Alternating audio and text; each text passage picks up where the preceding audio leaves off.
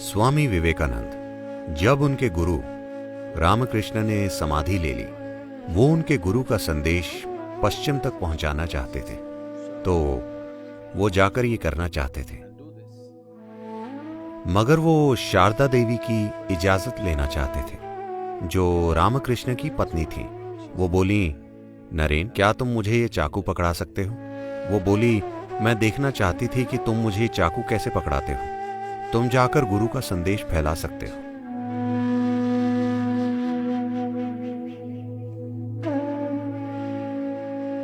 आध्यात्मिक होने का मतलब हमेशा विनम्र होना भी समझा गया है, और दुर्भाग्यवश विनम्र होने को हमेशा कोमल या कमजोर होने के रूप में गलत समझा गया है।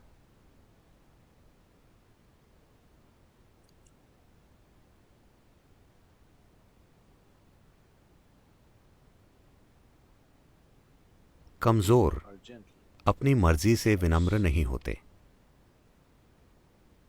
क्योंकि वे एक मजबूत छाप छोड़ने में असमर्थ होते हैं, इसलिए वे विनम्र होते हैं।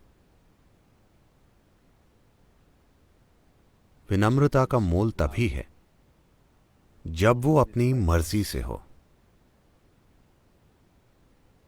आप हिंसक हो सकते हैं, मगर आप विनम्र होना चुनते हैं। ये बहुत महत्वपूर्ण है। आप हिंसा करने में अक्षम हैं, अब आप विनम्र हैं। ये बहुत महत्वपूर्ण नहीं है, क्योंकि ये एक तरह की अक्षमता से उभरा है। आज कोई मुझसे पूछ रहा था, सद्गुरु, भारत में सभी देवियों के हाथों में हमेशा हथियार क्यों होते हैं?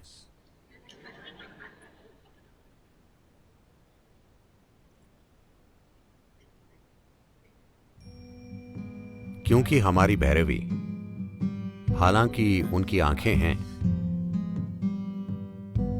उनके हाथों में कोई हथियार नहीं है। 10 हाथ और कोई हथियार नहीं, क्योंकि वो हिंसा से ऊब चुकी हैं। आप देखेंगे कि भैंसा महिषासुर को जीता जा चुका है, तो जिससे क्रूरता से पेश आना था वो हो चुका है। पशु मारा जा चुका है। अब हथियारों की कोई जरूरत नहीं है, इसलिए सभी हाथ आजाद हैं। तो खुद को इस स्थिति तक लाने के लिए हिंसक नहीं, तीव्र रूप में,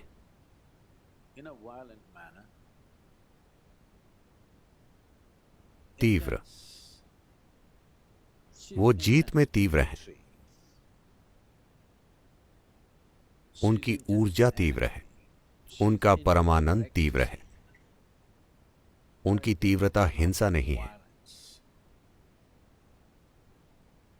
ऐसा नहीं कि वो इसमें सक्षम नहीं है, बस उन्हें अब इससे कोई मतलब नहीं है।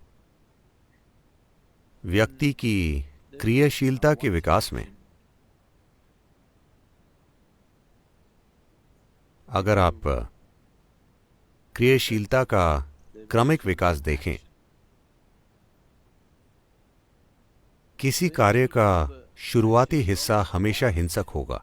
जब आप किसी चीज में माहिर हो जाते हैं, तो आप देखेंगे कि आपके कार्य की वो सख्ती खत्म हो जाएगी और वो अधिक से अधिक कोमल हो जाएगा, और उस कार्य में कोई हिंसा नहीं होगी। बल्कि तलवारबाज भी, जो महारथी है, सिर्फ कोई नया ही इस तरह आह करता है। महारथी बस एक वार करता है और हो गया। कार्य में कोई हिंसा नहीं है। तो कार्य के विकास में वो उसके आगे निकल गई हैं, अब भी तीव्र, मगर जीत में, ऊर्जा और परमानंद में, हिंसक रूप में नहीं। यहां उस तरह के कई प्रतीक हैं। अगर आप अपनी आंखें खोलकर देखें, जहां वो तीव्र है मगर हिंसक नहीं है। क्या हिंसा में कुछ गलत है? ये सही और गलत का सवाल नहीं है, ये बस जीवन को संचालित करने का एक असभ्य तरीका है। अगर आप कहते हैं कि हिंसा बुरी है, इसका मतलब है कि आप अपने एक हिस्से को खारिज कर देंगे और आप अभी उससे छुटकारा नहीं पा सकते, क्योंकि वो खत्म नहीं होगा। वो कई रूपों में बाहर आएगा।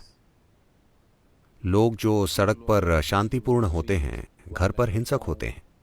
अगर वो शारीरिक हिंसा में सक्षम नहीं होते तो वो मौखिक हिंसा करते हैं। अपने विचारों और भावनाओं में हिंसक होते हैं, कई मायनों में। तो हिंसा को खारिज करना कोई हल नहीं है।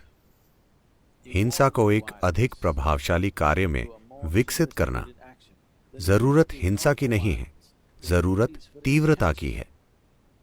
हर इंसान के अंदर तीव्रता की वो जरूरत हमेशा होती है। अगर आप तीव्रता की उस जरूरत को नहीं सुधारते और उस तीव्रता का अनुभव बस ध्यान में बैठते हुए या भक्ति में या प्रेम में या बस शुद्ध कार्य में नहीं कर पाते, अगर आप परिष्कार नहीं करते और फिर भी तीव्रता रखते हैं, तो हिंसा कई अलग अलग रूपों में आपसे भड़केगी।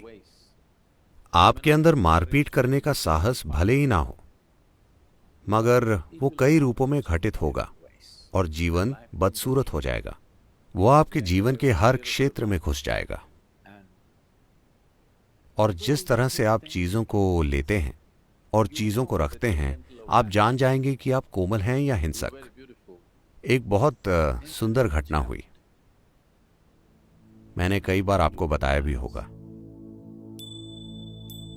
स्वामी विवेकानंद, आप सभी ने स्वामी विवेकानंद के बारे में सुना होगा। जब उनके गुरु रामकृष्ण ने समाधि ले ली, तो वो अपने गुरु का संदेश पश्चिम तक पहुंचाना चाहते थे। तो वो जाकर ये करना चाहते थे, मगर वो शारदा देवी की अनुमति लेना चाहते थे, जो रामकृष्ण की पत्नी थी।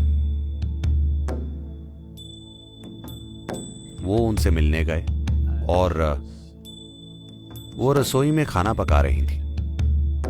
जब उन्होंने जाकर ये कहा, उनका पूरा ध्यान अपने काम में था, ऊपर देखे बिना उन्होंने उनकी बात सुनी। वो बोले, मैं पश्चिम की दुनिया में जाकर अपने गुरु का संदेश फैलाना चाहता हूं, क्या मैं जाऊं? तो जो काम वे कर रही थी, उससे नजर उठाए बिना वो बोली, नरेन, क्या तुम मुझे वो चाकू पकड़ा सकते हो? तो उन्होंने चाकू उठाकर दे दिया। वो एक खास तरह के व्यक्ति थे, इसलिए उन्होंने उसे एक खास तरीके से दिया। उस तरह से नहीं, उन्होंने एक खास तरीके से दिया। उन्होंने चाकू लेकर उसे एक तरफ रख दिया और बोली, तुम जा सकते हो।